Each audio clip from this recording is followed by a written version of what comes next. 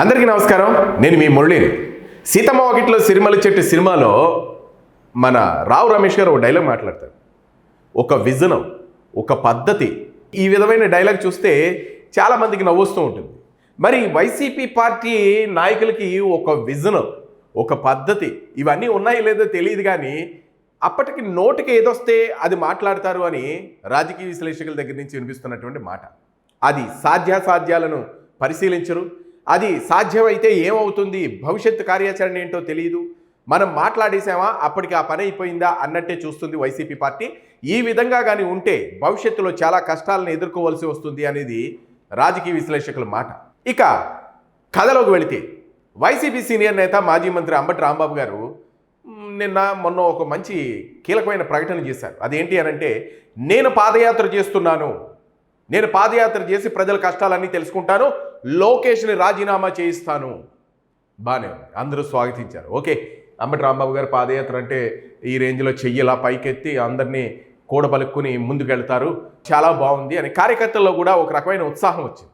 వాళ్ళు రాంబాబు అన్న ఎప్పుడు చేస్తారు, ఏంటి ముహూర్తం ఎప్పుడు ప్రకటిస్తారు అని ఆలోచించుకునే లోపే రాంబాబు గారు ఇప్పుడు ఒక కీలకమైన ప్రకటన చేశారు. ఇప్పుడు జస్ట్ ఒక 5 నిమిషాలు అవుతుంది.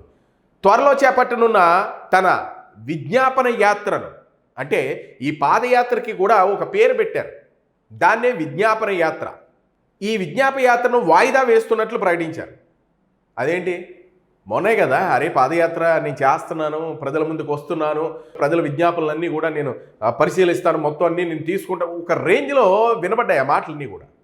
అయితే ఈ పాదయాత్రను వాయిదా వేస్తున్నానని ఇప్పుడు చెప్పేసరికి అందరూ నివ్వెరపోయారు.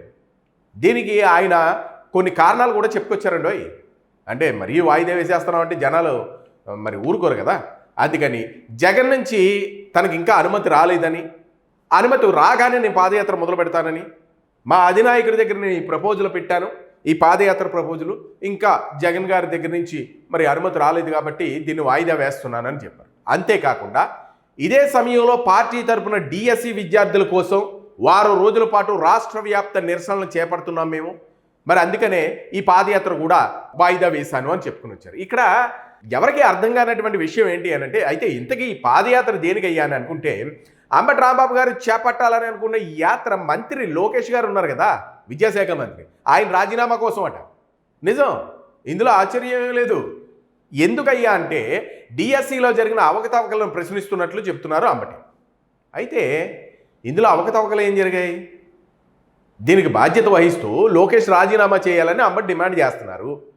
మరి అయితే ఈ విజ్ఞాపయాత్ర పేరుతో తన సొంత నియోజకవర్గం సత్తెనపల్లి నుంచి మంగళగిరిలో డీజీపీ కార్యాలయం వరకు ఈ పాదయాత్ర చేయాలని నిర్ణయించుకున్నారని చెప్పారు.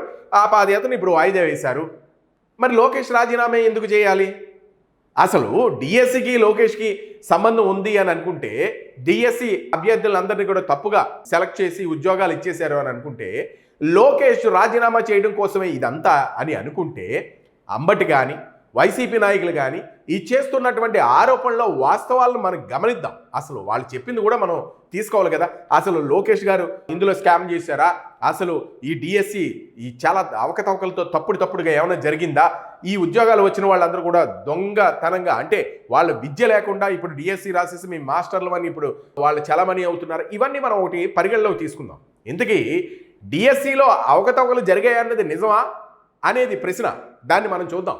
అయితే ఇప్పటికే దీని మీద ప్రభుత్వంతో సహా ఉన్నతాధికారులు కూడా వివరణ ఇచ్చారు.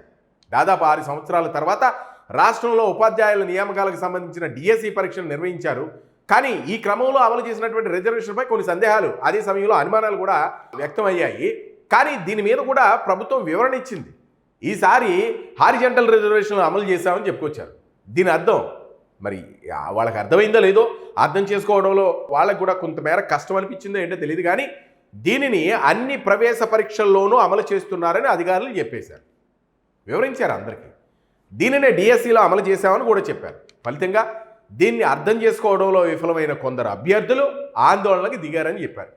ఇక డిఎస్సిపై ఇప్పటికే హైకోర్టులో దాఖలైన పిటిషన్లను కోర్టు కూడా కొట్టేసింది. అందులో ఎటువంటి ఆధారాలు లేవు, ఇవన్నీ నిరాధారణమైనవి, అటువంటి డిఎస్సి మీద ఎటువంటి అభ్యంతరాలు లేవు అని కొట్టేసింది. కానీ వైసీపీ నేతలు మాత్రం దీన్ని ఆరోపణలు చేస్తున్నారనేది ప్రభుత్వ వాదన. అంతే కదా. ఇప్పుడు కోర్టు పరిధిలో ఉన్నదాన్ని కోర్టు పరిశీలించిన తర్వాతే కొడుతుంది, అందులో నిజానిజాలు అన్ని పరీక్షించిన తర్వాతే కొడుతుంది, పరిశీలించిన తర్వాతే కొడుతుంది. మరి ఇప్పుడు రాంబాబు గారు దేనిని ఉద్దేశించి అంటే పాచిపోయిన లడ్డూ కోసం అన్న మాటలు ఒకప్పుడు మనకు వినపడి, అట్లాగే ఇప్పుడు అయిపోయిన దానికి అంటే ఏ వంక లేనమ్మ డొంక కట్టుకుని ఏడ్చింది అన్న సామెత ఉంది. ఆ విధంగా ఇప్పుడు వైసీపీకి అంబటి రాంబాబు గారికి వంక లేదు. ఏ విధంగా ప్రజల్లో కూటమి ప్రభుత్వాన్ని చెడు పార్టీగా దాన్ని ఎక్స్పోజ్ చేద్దాము, అలాగే కూటమి ప్రభుత్వం మీద బురద జల్లుదాము అనేటటువంటి ఆలోచనలన్నీ అంబటి రాంబాబు గారు లాంటి నాయకులందరికీ రావడం వల్ల ఈ బురద జల్లే కార్యక్రమంలో వంకలు దొరకడం లేదు. ఎప్పుడో డిఎస్సి గురించి అధికారులు వివరణ ఇచ్చారు, అలాగే లోకేష్ గారు కూడా బహిరంగ చర్చకు రమ్మన్నారు. ఆ బహిరంగ చర్చకు జగన్ గారి సమాధానం చెప్పకుండా పేర్ని నాని గారు బహిరంగ చర్చకి నేను వస్తానని చెప్పుకుని వచ్చారు. అసలు బహిరంగ చర్చకు జగన్మోహన్ రెడ్డి గారిని లోకేష్ గారు రమ్మని చెప్పారు. రమ్మని చెప్పినప్పుడు జగన్మోహన్ రెడ్డి గారు కౌంటర్ ఇవ్వాలి తప్ప పేర్ని నాని వచ్చి కౌంటర్ ఇవ్వడం అనేది అది కరెక్ట్ అయిన విషయం కాదు అనేది రాజకీయ విశ్లేషకుల దగ్గర నుంచి వస్తున్నటువంటి మాట. ఏది ఏమైనా ఇప్పుడు కూటమి ప్రభుత్వం వైఫల్యాలను ఎండగట్టాలి అని అనుకుంటే అక్కడ వైఫల్యాలు ఏం కనబడటం లేదు. నిన్నటి వరకు కూడా భోగాపురం ఎయిర్పోర్ట్ మా జగనన్న తీసుకొచ్చాడు కాబట్టి ఇప్పుడు అన్ని పనులు పూర్తయిపోయి ఇప్పుడు అది అక్కడ విహంగాలు ఎగరడానికి సిద్ధంగా ఉన్నాయని చెప్పుకుని వచ్చారు. ఇప్పుడు మనం నిజాలు మనం పరిశీలించుకుని మాట్లాడాలి. లేదు అని అంటే సోషల్ మీడియా మాట్లాడుతుంది. మనం అబద్ధాలు చెప్తే సోషల్ మీడియా ఊరుకుంటుందా? తవ్వుతారు, మొత్తం భూగర్భంలో ఉన్నాయన్నీ కూడా బయటికి తీసి ట్రోల్ చేసి వదిలేస్తారు. మరి నేను అదే జరిగింది. ఒకానొకప్పుడు బస్సులు కూడా రానటువంటి భోగాపురం ఊర్లోకి ఎయిర్పోర్ట్ ఎలా తీసుకొస్తాడయ్యా అని జగన్ గారు ప్రశ్నించి దాని గురించి ఇంకొక మాట అన్నారు. దీని గురించి మనం కోర్టుల వరకు వెళ్ళి భోగాపురం ఎయిర్పోర్ట్ని ఆపేద్దాం, ఇక్కడ ఎయిర్పోర్ట్ రాకుండా మనం చేద్దాం అని చెప్పుకుని వచ్చారు. మరి అటువంటి వ్యక్తి జగన్మోహన్ రెడ్డి గారు భోగాపురం ఎయిర్పోర్ట్ తీసుకొచ్చారు అని అంటే నమ్మడానికి వినడానికి ప్రజలు ఏమన్నా ఎర్రివాళ్ళ తింగరాళ్ళ? అట్టే మాదిరిగానే వచ్చిన ప్రతి క్రెడిట్ అంటే కూటమి ప్రభుత్వానికి వచ్చిన ప్రతి క్రెడిట్ని కూడా వైసీపీ తన ఖాతాలో వేసుకోవడానికి చూస్తుంది. అలాగే ఇప్పుడు బురద జల్లడానికి అంబటి రాంబాబు గారు పాదయాత్రని మొదలుపెట్టగానే జగన్ గారు యలహంక ప్యాలెస్ నుంచి వేశారో తాడేపల్లి ప్యాలెస్ నుంచి వేశారో తెలియదు కానీ అక్షంతలు వేసి నువ్వు పాదయాత్ర చేయడం ఏంటి, భవిష్యత్తులో నేను చేయబోతున్నాను, ఇలా ప్రతి ఒక్కరు పాదయాత్రను చేయకండి, చాలా చిరాగ్గా ఉంటుంది, నేను చేసే పాదయాత్రకి అక్కడ జనాలు వస్తారో లేదో తెలియని పరిస్థితి కనపడుతుంది, అంబటి రాంబాబు నువ్వు ఇటువంటి ప్రయత్నాన్ని విరమించుకోవాలని మరి చెప్పారో లేదు, ఏమన్నా అక్షంతలు పడ్డాయో తెలియదు. కానీ ఈరోజు ఉదయాన్నే ప్రెస్ ముందుకు వచ్చి అరే నేను పాదయాత్ర చేయడం లేదు, మా జగన్ గారి దగ్గర నుంచి నాకు ఎటువంటి అనుమతులు లేవు, అలాగే మేము ఇప్పుడు ఈ డిఎస్సి ఎగ్జామ్ గురించి మేము కొన్ని ధర్నాలు రోస్తారోగోలు ఇవన్నీ కూడా మేము చేస్తాం, దాని గురించి మేము రోడ్లు ఎక్కబోతున్నాం, మరి దాని గురించి నేను వాయిదా వేశానని చెప్పుకొచ్చారు. ఇక్కడ నాకు అర్థం కాని విషయం ఏంటంటే అంబటి రాంబాబు గారు ఇలాంటి విషయాల్లో బాగా ముందు తహతాలు ఆడిపోతూ ఉంటారు. మొన్నటి వరకు ముద్రగడ్డ గారి ఇష్యూ రాగానే అరే కాపు నాయకులందరికీ నేనే నాయకుడిని అన్నట్టు మాట్లాడారు. అలాగే కాపులందరికీ నేనే దిక్కు అని కొన్ని సందర్భాల్లో మాట్లాడారు. అలాగే కాపులకి నాయకుడు లేడు, ఈ కాపు సీఎం లేడు అని కొన్ని సందర్భాల్లో మాట్లాడారు.